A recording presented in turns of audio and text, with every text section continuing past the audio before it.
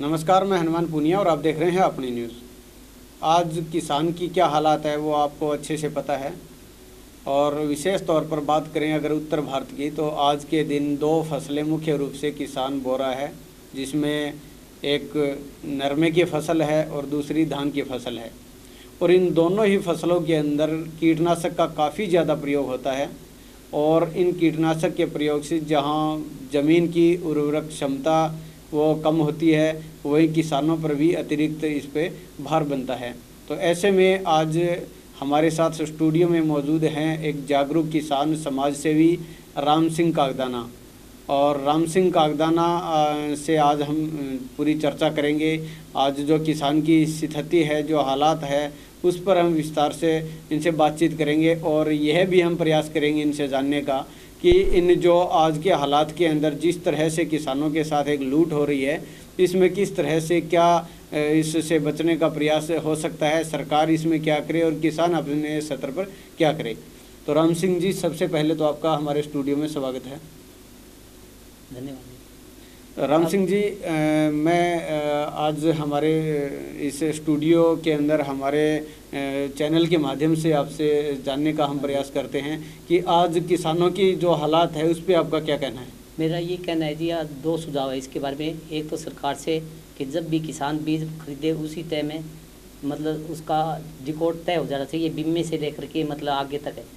और दूसरा ये है कि किसान अपने स्तर पर ये बात करे कि जिससे दवाई या मतलब बीज खरीदे उसको अपनी ज़मीन और उस फसल के बारे में अवगत करा दे। और जब फसल में कोई बीमारी आए तो उस मतलब दवाई बेचने वाले को खेत में बुला करके उसको दिखा दे भी मेरी फसल में ये बीमारी है और ये किस दवाई से मरेगी, और उससे वही दवाई खरीदनी चाहिए और उसका निरीक्षण करता रहना चाहिए। उससे पूछना चाहिए कि ये बीमारी कितने दिन में मर जाएगी, और उस दिन निश्चित करके उस दिन तक तय करे भी ये बीमारी मरी है कि नहीं। अगर वो बीमारी ना मरे तो उसको दोबारा बुला करके उससे मतलब ये पूछे और पक्का बिल ले, और उसकी बात से अगर संतुष्ट ना हो तो कंज्यूमर कोर्ट में जाए। आपने किस तरह की, आप जो खेती कर रहे हैं वो किस तरह की, क्या पैटर्न है आपकी खेती का? मतलब खेती जी, हम नरमा बोते हैं और उसमें बीज लाते हैं, फिर दवाई उसको बता देते हैं भी ये बीमारी है, वो मतलब वो दवाई देता है। वो उस दवाई से मतलब है रिजल्ट का हमें पता ही नहीं चलता भी इसका कितने दिन रिजल्ट है, कितने दिन में होगा। इतने में दूसरी बीमारी पर को मतलब फसल पर अटैक कर देती है, तो आर्थिक नुकसान बड़ा होता है। और मतलब अगर उदाहरण के तौर पर ये है कि अगर सिर में दर्द हो और दवाई दे दे घुटना ठीक होने की, तो मतलब कोई रिजल्ट नहीं आता। इसी प्रकार हमारे साथ होता है। तो इसमें बचने के लिए किसान अपने स्तर पर मुख्य तौर पर क्या जागरूकता इसमें जी एक तो है कि जितनी मतलब हो सके इतनी अपने घर की खाद, कूड़ा करकट या गोबर है उसकी वो डाले। और दूसरी मतलब है ऑर्गेनिक हिसाब से जो दवाई मतलब है वो उसका ज़्यादा प्रयोग करे। तो यही है जी आगे की बचने के लिए तो। अच्छा, और इसके अलावा अगर बात करें तो अब विशेष तौर पर अपने जो एरिया के अंदर एक नरमे की फसल है और दूसरी होती है गेहूं की फसल। यही फसल जो बोते रहते हैं, तो इसमें उर्वरक क्षमता बढ़ाने के लिए और क्या तरीका अपनाया जा सकता है? इसमें जी फसल चक्र होना चाहिए। अच्छा, हाँ, फसल चक्कर मतलब है गंवार कम से कम 2 साल में एक बार गंवार जरूर बोना चाहिए जी। अच्छा, और मतलब इससे अगर गुआर की पैदावार कम होती है तो आउटपुट के अंदर शुद्ध आमदनी है ना, वो उस मतलब एक ही फसल बोने से ज़्यादा निकलती है। क्योंकि गंवार की फसल मतलब कम होती है या भाव कम होने के कारण आय कम होती है। तो अगर नरमा बोते हैं या सरसों बोते हैं तो उस पर डेढ़ी फसल हो जाती है। ये एक धारणा ये बनी हुई है कि वे एक बार गवार की फसल अगर बो दी, अगर किसी ने पट्टे पे ले रखी है तो उस स्थिति में वो ऐसा रिस्क नहीं ले सकता जी। हाँ हाँ, तो उससे बचने का क्या तरीका है? उससे बचने का यही तरीका है कि अगर कोई अगर पट्टे पर ठेके पर ज़मीन लेता है तो उसको उस फसल की मतलब है आउटपुट देख करके ही कीमत देनी चाहिए। ठीक है, मतलब उससे भाई हमें कितनी आमदनी होगी उस हिसाब से मतलब उसको पैसे देने चाहिए, ना कि कंपटीशन में। हाँ, आमतौर पर ये कंपटीशन होता है गाँव के अंदर है और उसके अंदर फिर बाद में लॉस होता है। हाँ, बाद में लॉस होता है। तो इससे बचने का तरीका यही है कि मतलब अपनी आय और लागत दोनों का हिसाब देख के और वो उसको लेना चाहिए। अच्छा, अगर बात करें यहाँ पर, अब सिरसा के अंदर भी 2 दिन पहले का मामला है और वहाँ पर नकली दवाई पकड़ी गई थी, तो उस तरह की अब किसान को पता नहीं होता है गांव के अंदर इस तरह से। अब जो आज के युवा हैं वो उसमें उसको बेचते हैं, दवाइयों को एक सेल्समैन का काम करते हैं, तो उससे कैसे बचा जा सकता है किसान के लिए? असल में तो जी बचने के लिए यही बात है कि हम अपने अपने ही बच्चों पर भरोसा करते हैं भी, ये अपने गांव का है या अपना रिश्तेदारी है। लेकिन आज की मतलब इस कंपटीशन में पैसे कमाने के दौर में ना, मतलब है वो कंपनी वाले बच्चे ही ऐसे रखते हैं कि वो झूठ बोलकर कितना ही पैसा कमा सकते हैं। तो हमें मतलब है वो अपना 10 रुपये कमाने के लो में हमें मतलब लाखों का लॉस कर देते हैं और कंपनी को कमा के देते हैं। तो इससे मतलब हम है ना, मतलब अपने बच्चों को ऐसी शिक्षा ना दें कि वो हमें ही लूटे। ठीक बात है।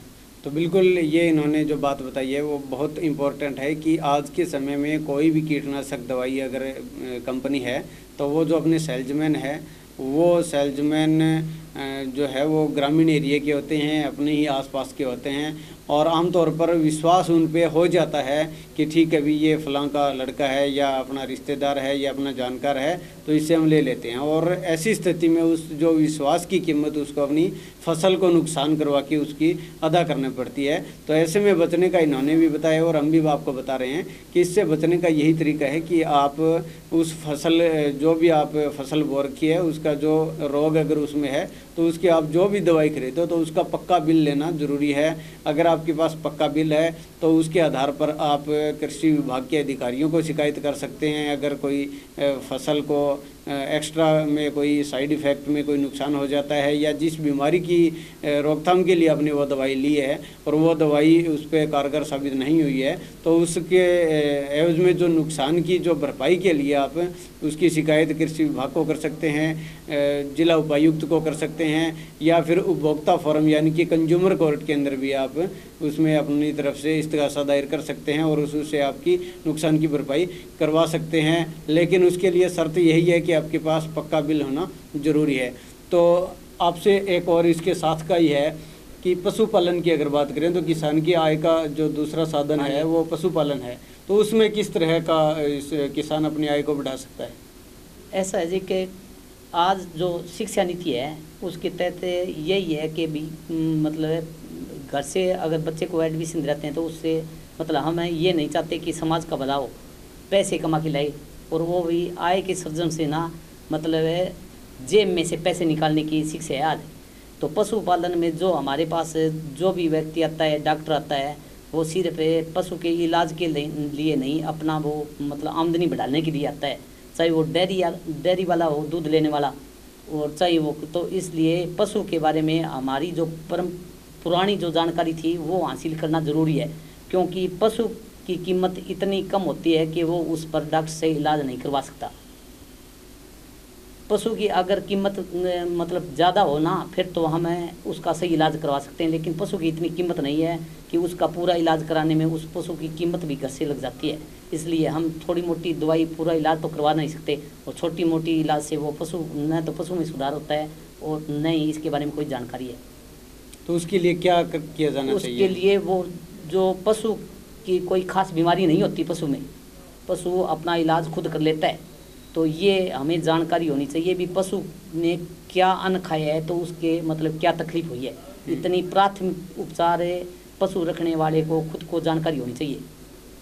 तो किसान की आमदनी की जो आज के स्रोत हैं और जो पुराने स्रोत थे, उसमें आज ये जो फ़र्क आया है और उससे कितना नुकसान आज के समय में किसान को हो रहा है? वो सिर्फ मेरा तो ये मानना है कि मतलब हमारी जो ये शिक्षा नीति है ना, पैसे कमाने वाली, इससे ही मतलब नुकसान हुआ है। अब हमें आमदनी तो बहुत ज़्यादा दिखती है, लेकिन हमारे पास शुद्ध आमदनी नहीं है।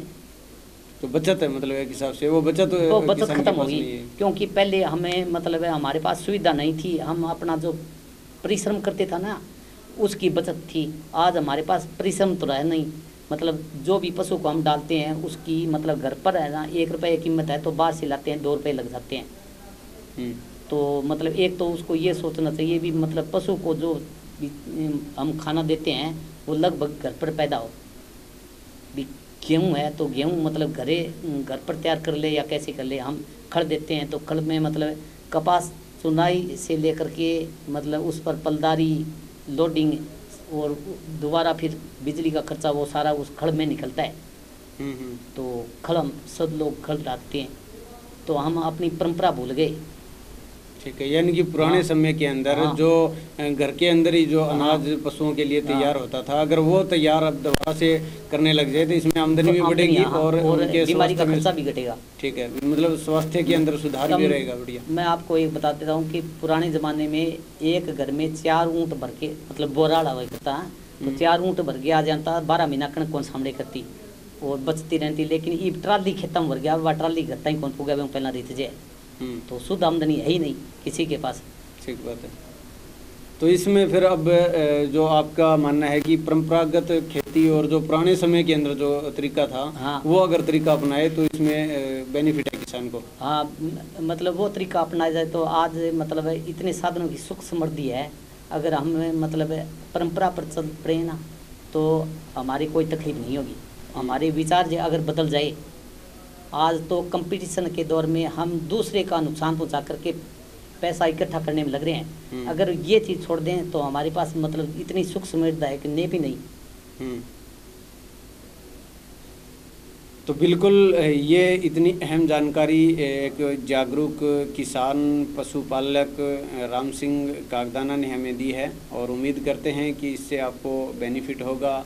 और ये एक समाज सेवी भी हैं, इन्होंने एक संस्था बना रखी है और उस संस्था के माध्यम से वो अपने समाज का सुधार करने के लिए शिक्षा और ज़मीनी स्तर के अंदर अगर सुधार की बात की जाए तो उसमें सुधार के लिए इन्होंने अपनी तरफ से इनकी संस्था काम कर रही है। और ये किसानों की आमदन को बढ़ाने के लिए भी इस तरह के प्रोग्राम करते हैं, ये किसानों को जागरूक करने का भी प्रयास करते हैं। तो उम्मीद करते हैं कि आपको ये हमारा प्रोग्राम पसंद आया होगा, और अगर पसंद आया है तो इसको आप ज़्यादा से ज़्यादा शेयर कीजिए ताकि और किसान भाई हैं वो भी इसका लाभ ले सकें। धन्यवाद।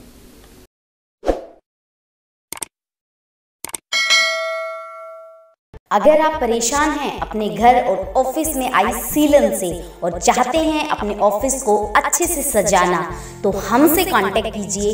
हम सजाएंगे आपके घर को 3D वॉलपेपर से। जी हाँ, और आपको दिलाएंगे हमेशा के लिए सीलन और पपड़ी से छुटकारा। तो उठाइए अपना फ़ोन और हमें डायल कीजिए नीचे दिए गए नंबर्स पे।